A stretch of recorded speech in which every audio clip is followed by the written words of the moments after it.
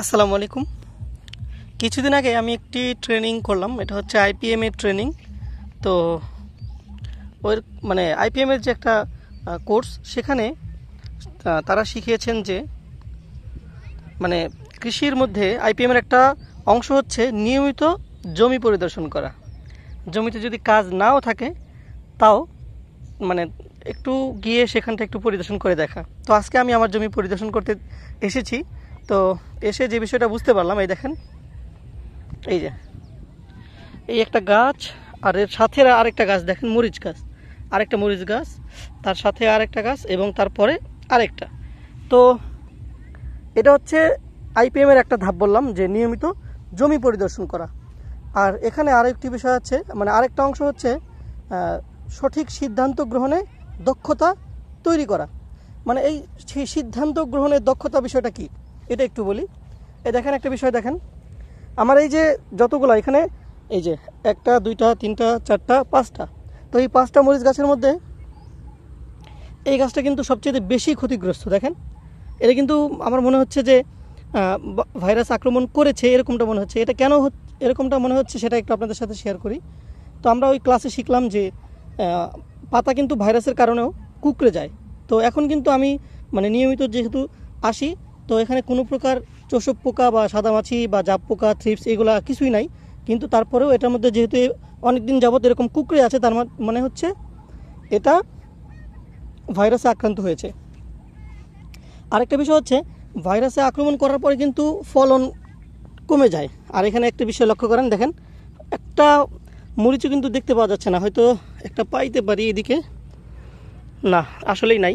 তো যাই হোক, অনেক ফুল আছে, এই দেখেন, ফুল আছে কিন্তু কোনো ফল নেই।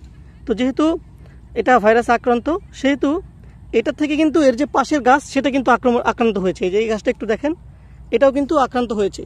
এটার মধ্যে কিন্তু মরিচ আছে, কিন্তু এটা কিন্তু হৃষ্টপুষ্ট হয়নি বা স্বাভাবিক যে বৃদ্ধি, সেটা কিন্তু হয়নি। এর মানে হচ্ছে এটাও ভাইরাসে আক্রান্ত হয়েছে। তো যেহেতু আমার জমিতে থ্রিপস বা অ্যাফিড বা জ্যাসিড বা সাদামাছি এই ধরনের চোষক পোকাগুলো নেই, সেক্ষেত্রে এই ভাইরাসটা এই গাছ থেকে আর ওই গাছে ছড়াইতে পারে নাই। অ্যাজ এ রেজাল্ট আমার এই গাছটা কিন্তু মোটামুটি তুলনামূলক একটু ভালো। আর এটার যে মরিচ, এই দেখেন, মরিচের সাইজটাও কিন্তু ভালো। তো এই দুইটা গাছ একটু বেশি সমস্যা।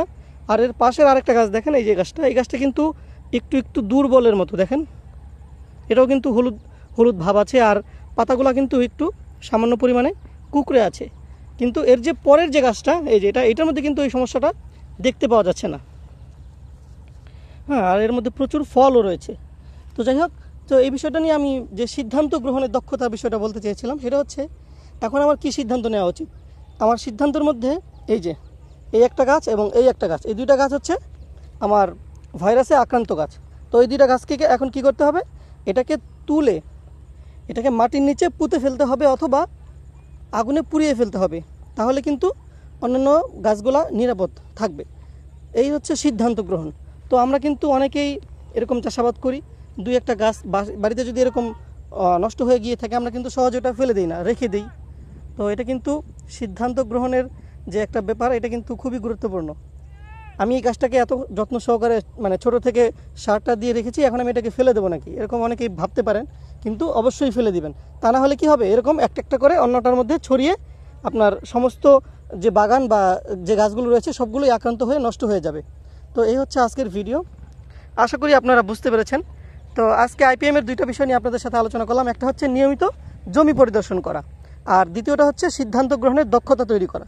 সিদ্ধান্ত গ্রহণ করতে হবে, সিদ্ধান্ত নিতে হবে যে কি করবেন, এই হচ্ছে সিদ্ধান্ত। তো যাই হোক, সবাই অনেক অনেক ভালো থাকেন। আর আমি আইপিএম এর একটি ট্রেনিং করছি, তো চেষ্টা করব আপনাদের সাথে আইপিএম এর যে বিষয়গুলো, সেগুলো আপনাদের সামনে তুলে ধরার জন্য। সবাই অনেক অনেক ভালো থাকেন। আপনাদের সুস্বাস্থ্য কামনা করে শেষ করছি আজকের ভিডিও। আসসালামু আলাইকুম।